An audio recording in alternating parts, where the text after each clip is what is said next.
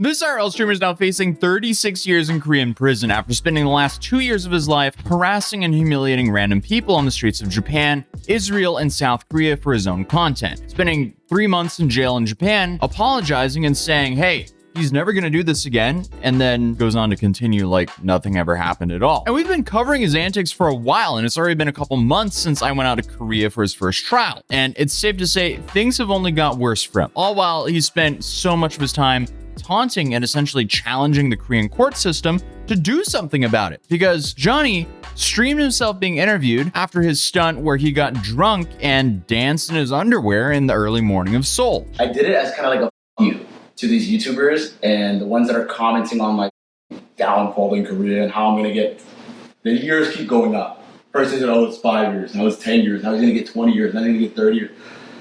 So I was like, I'm gonna show you guys how far I can push the boundaries, and I'm going to show you that the Korean government is not going to do anything to me because I'm an American citizen, A, and B, I don't do anything seriously violent or crime. The Korean legal system is not as strong as people think and perceive it to be. I don't know if that's like a smart thing to say while you're on trial. Obviously, we've taken a little break from covering Johnny, but now so much has happened that I feel like we kind of need to update the situation. Because now you have charges that are essentially just dropping monthly to his only friend now threatening another channel that's also been covering Johnny's fall. I mean, this whole story just keeps on derailing like an extremely slow train wreck, which started as him trying to go viral, which turned into real crimes. He's harassed people on buses, blasted offensive messages, disrespectful cultural symbols, and, just kept pushing things further and further. No matter how many times he got in trouble, he threatened judges, he made deepfake videos of other Korean streamers, then announced that he was going to go to court in a black version of a certain robe that involves a clan. And I'm not talking about Call of Duty trick shot clans either.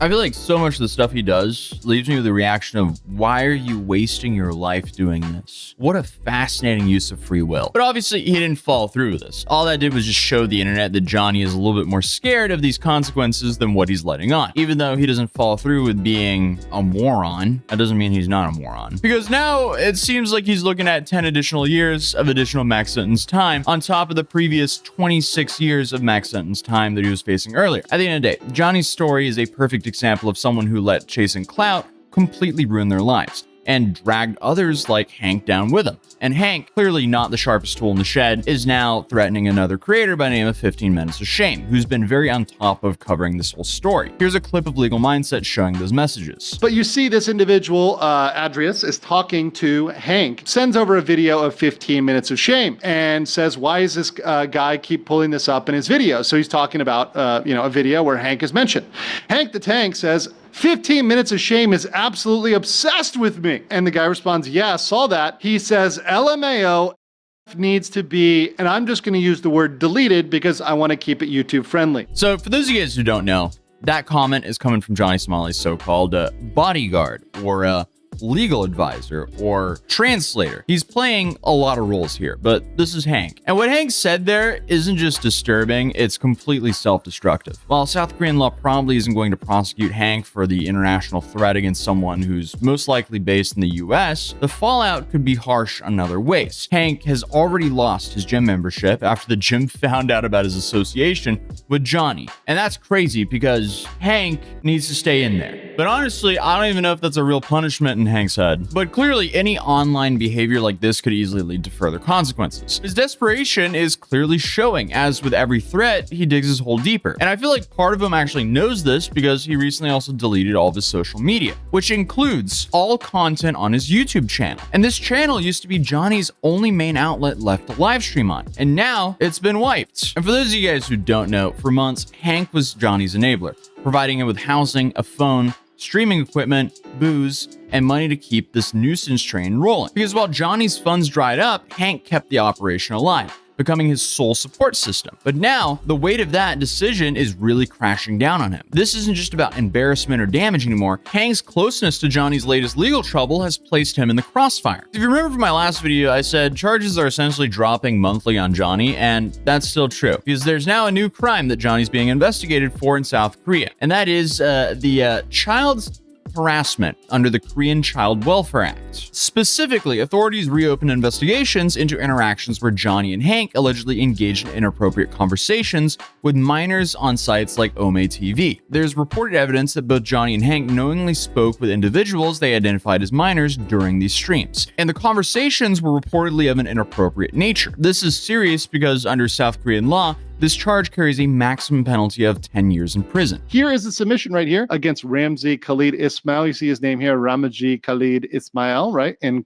Korean. You can see over here, once again, another one of the cover sheets showing his date of birth, as well as the location in Seoul. And you see both of these documents here together, confirming they were submitted. Now, before we go any further, let's clear up something that always pops up in the comments. People say, isn't Johnny already in jail? What's the big deal here? Jail is short term. It's where you go before trial or if you've done something small. Think a few weeks, maybe up to a couple of years. That's about it. And that is if it even goes over a year, because normally if it does, it would be because, the time waiting for the trial and then, after the sentencing. But prison is where you end up after conviction. That's long term. That's the real deal. In South Korea, they don't like to hold people in jail pre-trial unless you're dangerous or violent. And he's not a violent offender. He's just an obnoxious clown with a camera and a bad attitude. So essentially they just let him roam, rack up more charges, and give the South Korean government all the more evidence they could ever need. Because meanwhile, he's burning through his money, isolating himself, and making their job extremely easy. Just because Johnny hasn't been sitting in a cell this whole time doesn't mean the police are clueless over there. It is definitely not because the courts are soft, it's because South Korea's legal system is playing the long game. Locking him up pre-trial, that costs taxpayer money. They'd rather let Johnny just pay for his own ramen, his own water, his own booze, and his own miserable existence. Or well, honestly, at this point, it's probably Hank that's paying for all that. And this is all while they build a rock-solid case against him. So they're letting him self-destruct on his own dime, and honestly,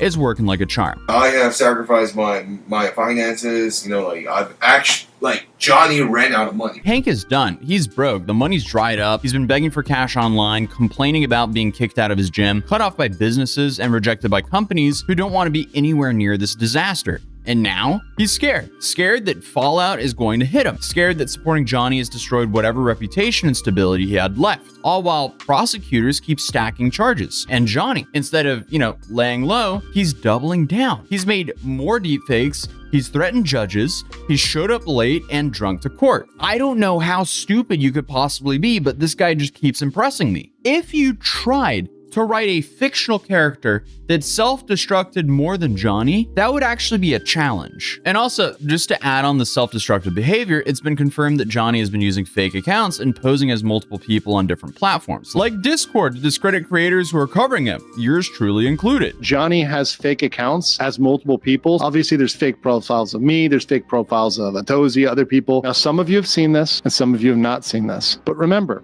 what's important is that we have confirmed that every single thing has been received by the Seoul prosecutor's office. And I guess these accounts are basically just trying to derail ongoing investigations by clouding the digital trail. But clearly, it's not working. Legal Mindset confirmed that every single piece of footage has now been officially submitted and accepted by Seoul's prosecutor's office as evidence, including older clips from the US. And at this point, prosecutors in South Korea are moving forward. The case is at a step 2 in their process. The investigation is underway, evidence has been collected, and they're now determining if it's strong enough to hold up in court. That doesn't just include Johnny's offenses in South Korea, it also pulls from his documented behavior across the US and Europe. Meanwhile, more disturbing footage has resurfaced, including remarks made by both Johnny and Hank towards people in France, Mexico, and Korea. And in another major legal escalation, a victim has now filed a formal petition for severe punishment against Johnny, which could lead to an aggravated sentencing range if the court accepts it. Because according to Korean law, these petitions have to show a clear harm to the victim, attempts at reconciliation that didn't work,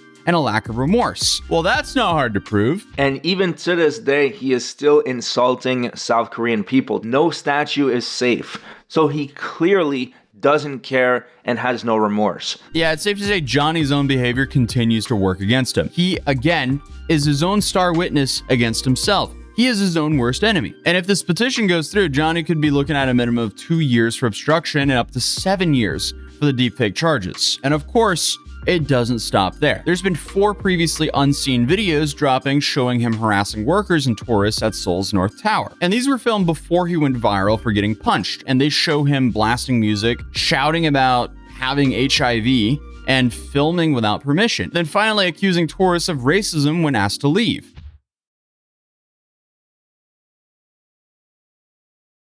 I want to take a cable car now. What is what? What is what? It's a phone. What? Why not? I see many people do YouTube here. I can't do YouTube here. Many people do YouTube here. It's in my face. Relax. Relax, bitch. Honestly, it's just crazy how he allows someone to donate $2 to have a chance of ruining his life. It's actually impressive how self-destructive he is, but he deserves everything coming his way because this is what he does for content. Why are you shaking your hand? You racist? You don't like black people? No, I don't want to be. What country are you from? You don't need to care. You better back up. What's up? Oh. You want to touch me? Oh. You want to touch me? You want to go? Oh. You're going to get you better watch your Euro ass up. You better watch out, Euro. Oh. You better watch out. I'm from America. You better watch out. I mean, the dude is just a pathetic excuse of a human being. Thankfully, the dude he was harassing is winning in the end because Johnny is currently being wombo-comboed by the Korean system. Damn, I swear to God, Europeans, they hate Americans, bro. Oh, it's French. Oh, now it makes sense. Nobody likes French people, bro. I don't like them either. Yeah, I mean, it's just sad at this point. And these could easily add to his obstruction charges or lead to a 9th charge under South Korea's child welfare or public disturbance laws. And on top of that, Johnny's platforms are disappearing left and right. I mentioned that he was banned on Kick in my last video, but it now seems like YouTube is removing his streams as well. But there is one live stream that's missing, and that is the live stream where he just came back from court and he decided to go live with Hank. They reviewed the court video, they gave a couple updates, even though he lied about quite a bit. Anytime Hank is in a video, there will be hate speech. So that was the video that was taken down. Now you might ask yourself, how do I know that it was taken down for hate speech? If you go on his channel, it says the video has been removed for violating YouTube's policy on hate speech. Money is flying out the window faster and faster here, and it looks like 10 years could get thrown at Johnny and even Hank here if the authorities find what they're looking for. And I mean, let's be real, we know there's enough of a digital footprint online to give them the stuff to find. It's pretty much inevitable at this point that he's going to do some time. Like, this is not ending with some slap on the wrist. And every time he opens his mouth, every time he makes another deepfake or threatens a judge or shows up to court late or drunk or however he decides to show up, he's really not helping himself at all. So just as a recap, because I know there's going to be so many charges at this point that it's hard to keep track of,